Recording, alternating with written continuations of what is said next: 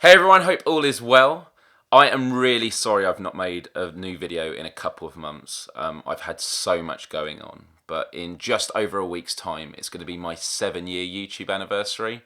And I don't know about you, but that kind of feels like a good starting point for, getting this channel up and running again with lots and lots of content. So on this video, I just want to tell you what's been going on and what I plan for the future.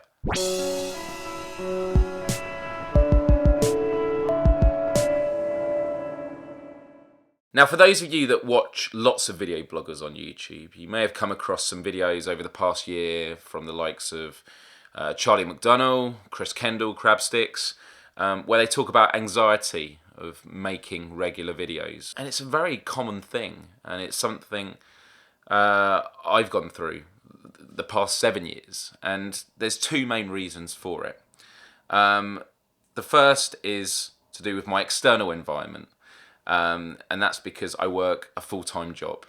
It takes up my entire week, and then at the weekend I just want to shut off, chill, except I've got housework and I've got to do bills and paperwork, and then I want to be going to the gym and getting my fitness back up, and I've got my band, which I love, and various projects, and because my job is working at a YouTube network and helping others build up their channels and audiences, it leaves me feeling pretty tired at the thought of then dealing with my own channel. So that's a big part of it, and what it means is if I miss a week out of making videos, I'll go, oh, can't believe I've missed a week. I've got to make sure next week's video is even better to make up for that lost time. But when I make that video, I'm not entirely happy with it, with this new heightened expectation I feel I have to fulfill. And then it may get delayed for another week. And for every week that passes, the bigger the anxiety that builds up within me of worrying that I'm going to disappoint. And that's something I've just got to let go of. And the second part of why I've had this issue is actually now solved and going to help me with making regular content, and that is my YouTube channel. I've never been happy with how it is as a physical entity.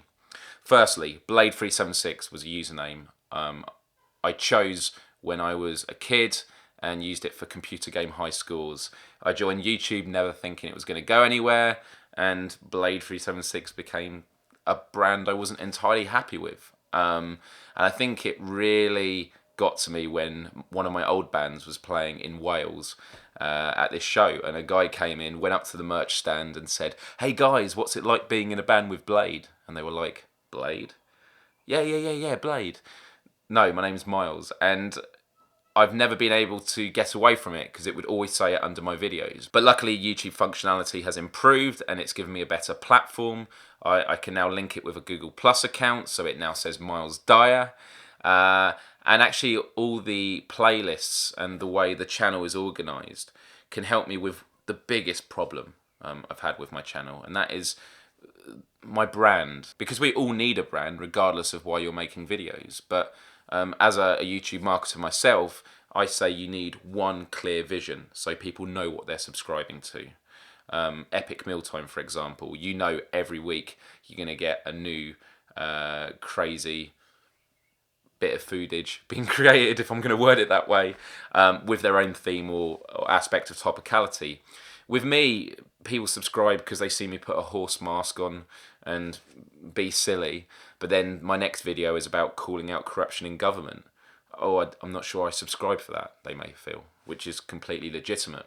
So how do I communicate myself better? Because my channel has never been about sticking to a particular thing. It's about self-discovery and just being myself and inspiring other people to use technology to benefit their own goals and ambitions. I see myself as an enabler. And so with the new functionality, and the way it's laid out, you've always had playlists, but now they're like called sections or shelves. My channel branding is Myles Dyer, entertain, inform, inspire. And I feel those are three great categories for putting my content in. And I've spent the last 3 weeks, I dread to think how many hours I've spent. It's been a lot of late nights and full weekends doing it. 270 plus videos, redoing the thumbnails, descriptions, tags, and putting them into one of those playlists. But it has been worth it. And if you look at my channel now, you can see that it's either entertain, comedy and all that, inform, how-tos, tutorials or world events, and inspire, how to feel good about yourself or how to deal with particular situations, sort of life lessons. But there are 2 other playlists as well. Life updates like this one, which doesn't really fit into any particular one particular category, and media appearances, whether on television, stuff like that. So now those foundations have been put in place, I'm really, really ready to give this another go.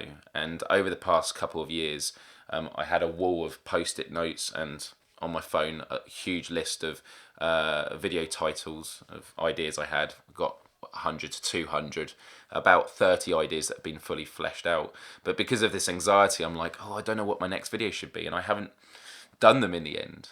And I realised I just need to make content. And there's 2 aspects of content creation I've had an issue with.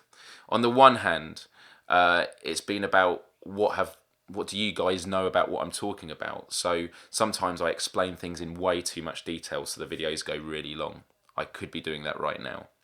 But at the same time, I may talk about a particular issue and assume, well, a third of the people watching probably know what this is about, so I don't need to explain what it is. Well, no, if 2/3 don't know, then I need to explain it. So I'm probably going to do a lot more short videos, like explaining the definitions of particular things.